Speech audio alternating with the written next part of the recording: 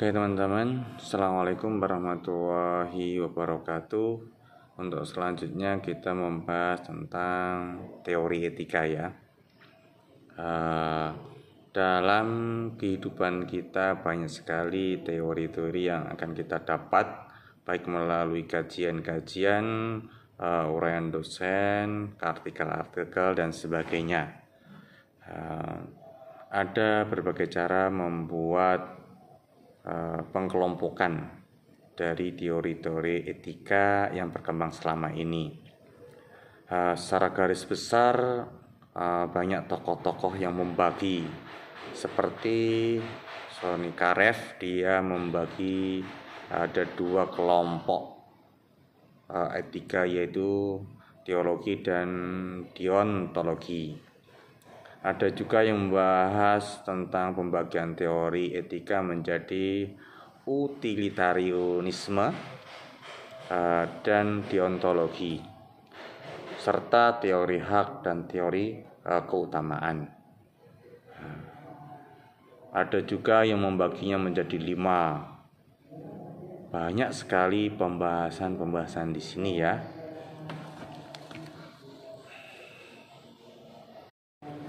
Akan tetapi dalam buku yang saya pernah baca tentang perihal etika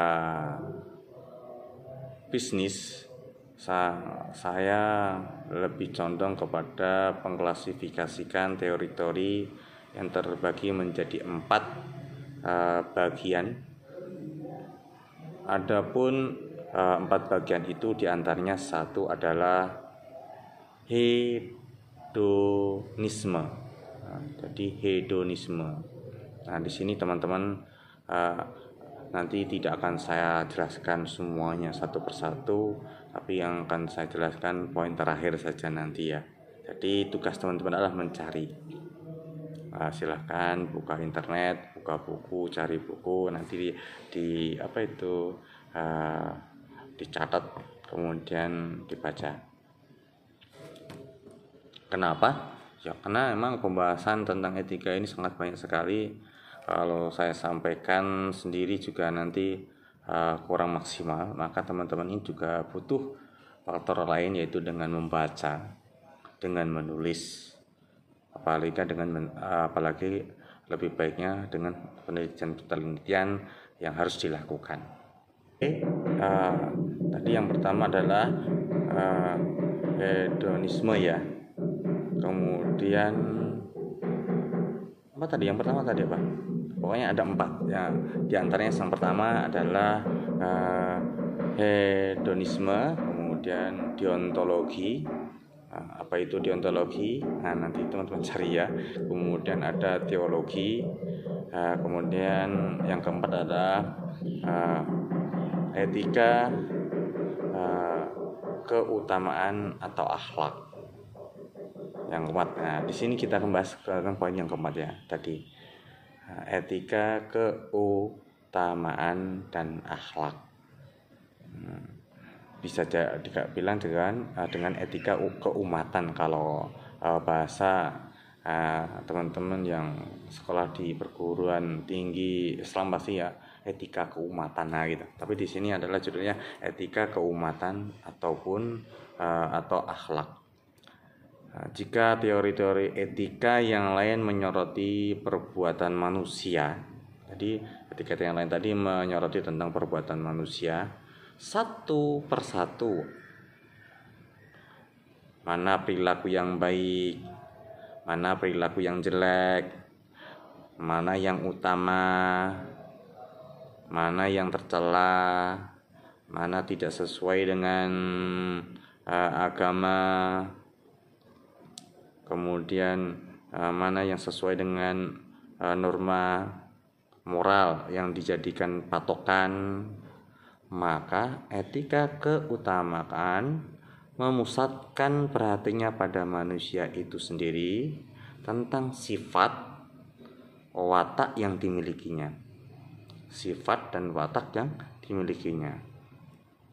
Teori-teori etika yang lain ingin memberikan jawaban atas pertanyaan What shall I do? Saya harus melakukan apa? Sebaliknya, etika keutamaan ingin mencari jawaban atas pertanyaan what kind of person should I be? Saya harus menjadi orang yang bagaimana? Nah, itu ya. Saya harus menjadi orang yang bagaimana? Keutamaan adalah disposisi atau kecenderungan pikiran, apa itu di sini apa? Ketetapan dari hati ataupun watak yang tetap yang telah diperoleh seseorang dengan memungkinkan dia bertingkah laku yang baik secara moral, kemurahan hati misalnya di sini. Kemurahan hati merupakan suatu keutamaan yang membuat seseorang membagi sebagian harta pada orang lain. Orang lain baik itu orang yang membutuhkan, sangat membutuhkan, orang miskin itu kan termasuk membutuhkan ya. Nah, jadi orang membutuhkan ini banyak sekali, orang miskin, orang terkena musibah dan sebagainya. Kerendahan hati menempatkan kemauan seseorang untuk tidak menunjukkan diri dalam situasi yang saya hadapi. Jadi kerendahan hati itu sangat diperlukan sekali oleh setiap orang. Keutamaan berkaitan dengan kehendak. Keutamaan diperoleh melalui jalan membiasakan diri dan itu merupakan hasil latihan. Hasil latihan ya, maka teman-teman di sini harus melatih ya. Melatih dirinya. Teori etika keutamaan termasuk teori etika yang tertua. Pada awal sejarah filsafat di Yunani, Socrates, kemudian apalagi Plato, Aristoteles, mereka telah meletakkan dasar bagi etika itu, dan etika keutamaan dikembangkan terus berabad-abad lamanya. Maka tokoh-tokoh keilmuan terdahulu mereka mempunyai pendapat seperti Bertens, mereka itu berpendapat tidak pendapatnya itu tidak beda dengan pendapat William. Mereka menyatakan bahwa antara etika kewajiban dan etika keutamaan itu saling melengkapi antara satu dengan yang lainnya. Etika kewajiban membutuhkan etika keutamaan dan sebaliknya. Etika keutamaan membutuhkan etika kewajiban. Dalam bidang pendidikan, seseorang guru lebih baik menanamkan kecenderungan watak yang baik lebih dulu daripada daripada yang lain. Jadi menanamkan kecenderungan watak yang baik lebih dulu kepada murid-muridnya itu sangat diperlukan. Bahkan termasuk hal sebuah kewajiban. Sebagaimana Nabi itu tujuan Nabi itu diturunkan liutamima makarimal akhlak.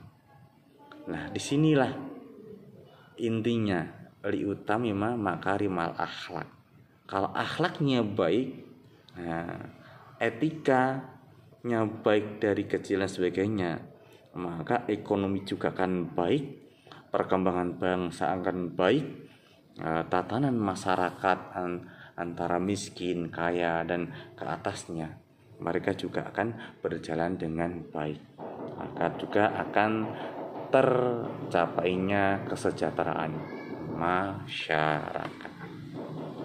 Oke, silakan hal-hal yang perlu dicari tadi dicari catat ya. Kita lanjutkan pembahasan lainnya dengan judul atau tema yang berbeda. Oke, assalamualaikum.